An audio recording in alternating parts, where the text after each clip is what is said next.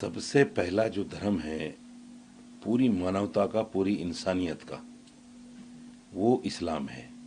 क्योंकि सबसे पहला जो इंसान दुनिया में आया है, जिसको आदम कहते हैं, वो आदम जो है जन्नत से उतारा गया। खुदा ने, ईश्वर ने जो पहला इंसान बनाया वो दुनिया में आया, उसका नाम आदम था।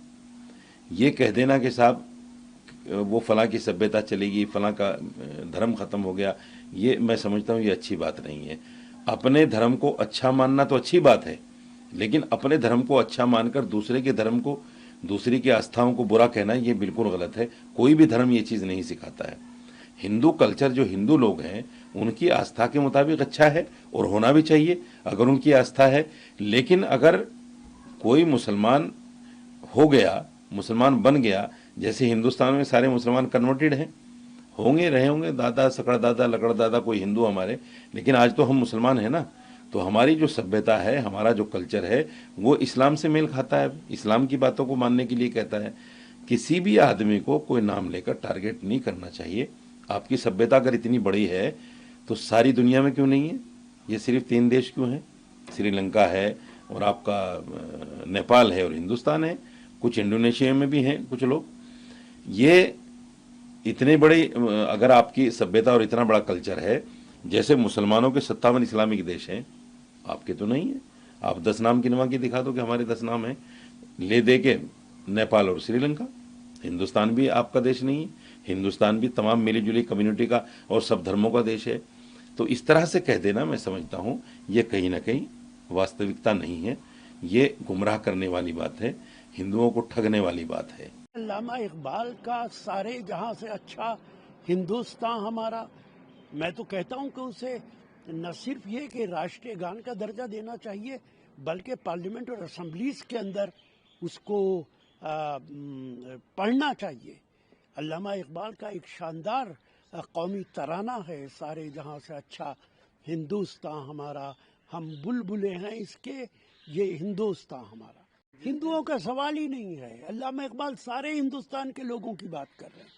देखिए, डॉक्टर मोहन भागवत जी हमेशा भारत के हजारों साल के पास्ट को ग्लोरीफाई करने का काम आरएसएस भी करती है और बीजेपी भी करती है। लेकिन ये जो भारतवर्ष है, इसमें जगह किसकी?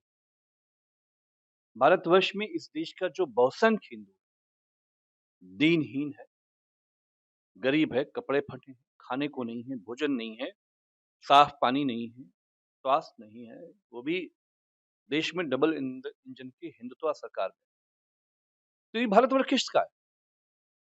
डॉक्टर मोहन भागवत जी इनिशियल पहले दिन से आखिरी दिन तक इस देश के पूंजीपतियों को, चाहे वो भूटान में इन्वेस्टमेंट की बात हो, चाहे वो भारत के किसी भी भाग में निजीकरण की बात, डॉक्टर मोहन भागवत जी इस देश के हिंदुओं के साथ ना खड़े होकर वो हमेशा से पूंजीपति वर्ग के साथ। तो ये भारतवर्ष तो पूंजीपतियों का है। भारतवर्ष न हिंदुओं का है, न मुसलमानों का है, न सिखों का है, न ईसाइयों का है।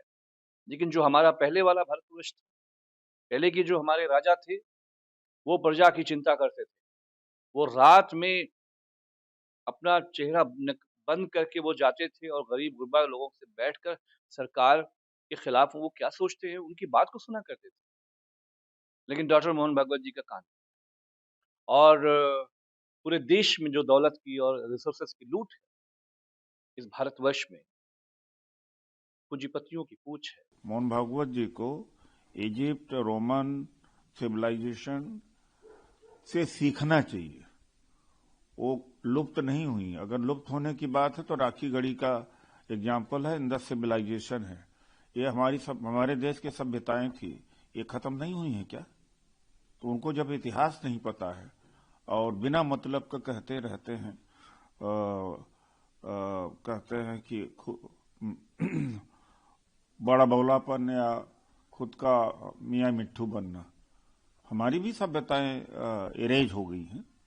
तो ये झूठा आरएसएस का प्रचार है। वो सभ्यताएं बल्कि दुनिया में गई हैं। हमारी सभ्यता तो हमारे यहाँ तक नहीं रह पाई। जाति व्यवस्था तमाम सारे घालमेल हुआ है। India is culture of melting pots, different cultures, different traditions. It's a part of different culture and different tradition. तो इनका अपना क्या है? भारत का अपना क्या है बता दें। जहाँ भक्ति है हर शब्द में, कथाओं में छुपे हैं दिव्य रहस्य और ज्योतिष देता है जीवन को दिशा। धर्म से जुड़ी हर बातों को जानने के लिए हमारे चैनल स्तुति को सब्सक्राइब करें।